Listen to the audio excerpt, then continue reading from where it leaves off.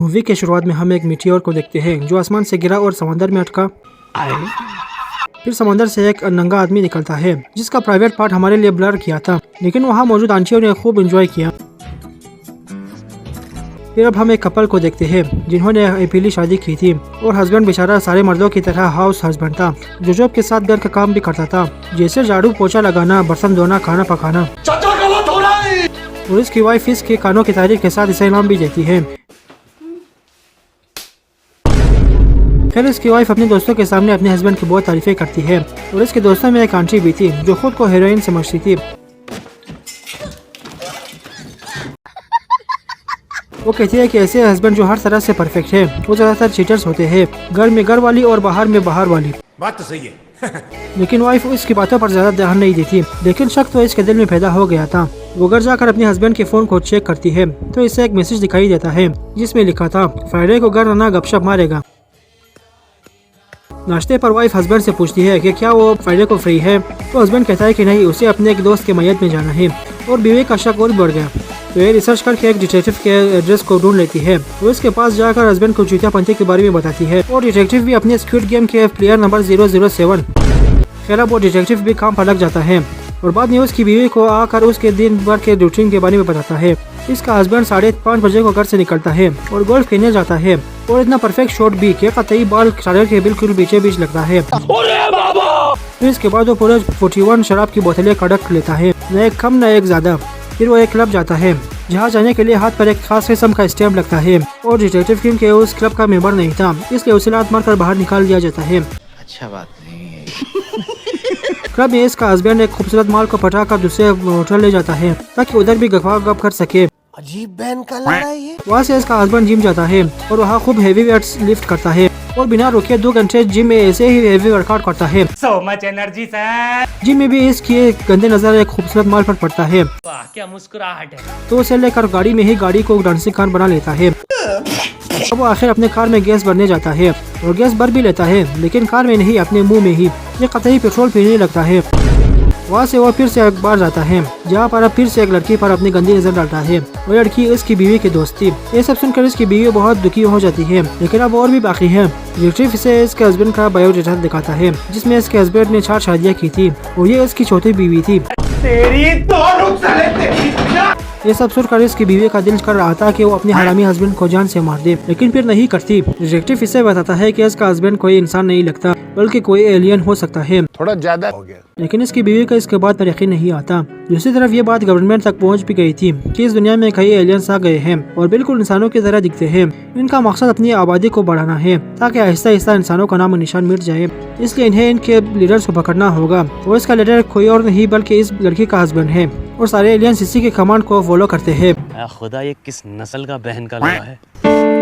दूसरी तरफ डिटेक्टिव उस लड़की को लाइव डेमो दिखाने के लिए पेट्रोल पंप ले जाता है और वो भी देख लेती है कि इसका हस्बैंड कैसे पेट्रोल को लस्सी की तरह खड़क लेता है। क्या गांडू है। घर आकर इसकी बीवी वो पानी पी लेती है जिसमें इसके हस्बैंड ने कुछ मिला दिया था, इससे वो तड़पने लगती है, फिर वो मर जाती है।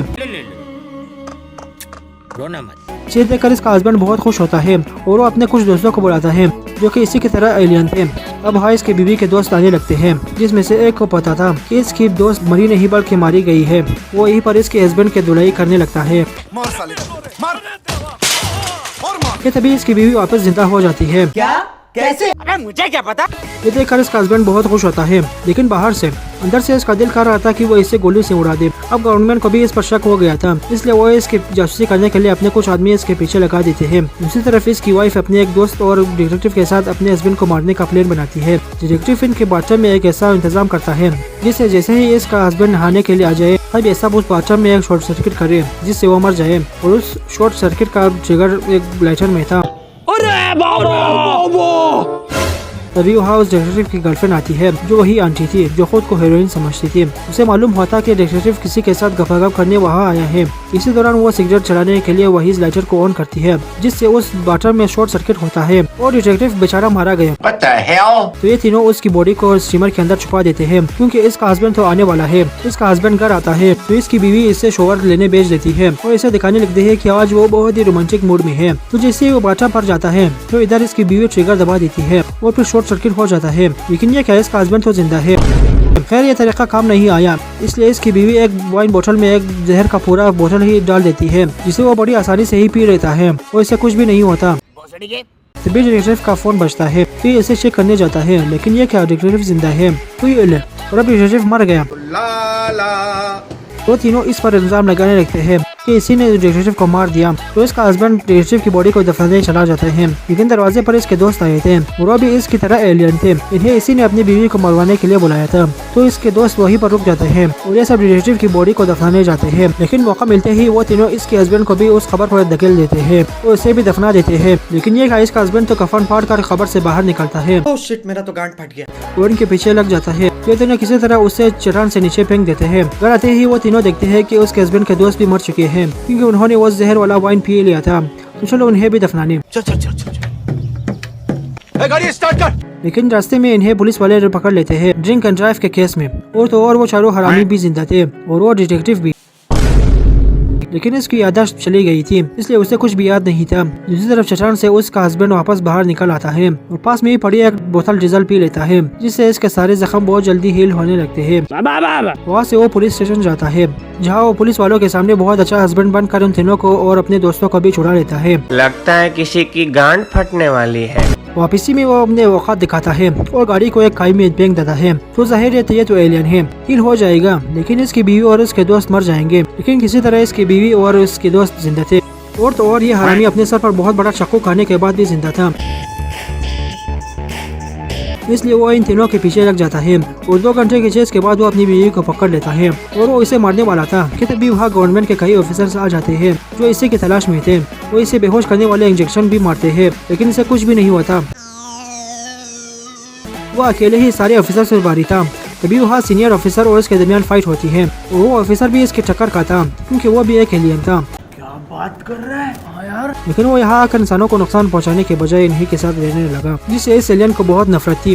वो उस ऑफिसर को मारने वाला था कि तभी इसकी बीवी इससे एक इंजेक्शन मारती है, जिसे डिटेक्टिव ने दिया था और इस इंजेक्शन से एलियन को मारा जा सकता था। वो इंजेक्शन लगते ही वो मर गया और उनकी जान में जान आई। जान छूटी। ये क्या कर रहे हो? अब हम 1 साल बाद का वक्त देखते हैं।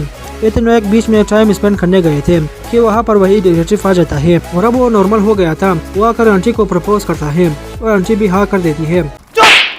कुछ दिन बाद एलियन की बीवी पेट्रोल भरने थम जाती है और पेट्रोल को पीने वाली थी कि तभी यह मूवी अब खत्म हो जाती है। इसका मतलब ये भी एक एलियन बन चुकी है। अबे मुझे क्या पता, मुझसे पूछे जा रही है बार बार। अगर आपको हमारी वीडियो पसंद आई तो इसे लाइक करें, शेयर करें, हमारे चैनल को सब्सक्राइब जरूर करें। मिलते हैं किसी और वीडियो में, तब तक के लिए थैंक्स फॉर वॉचिंग।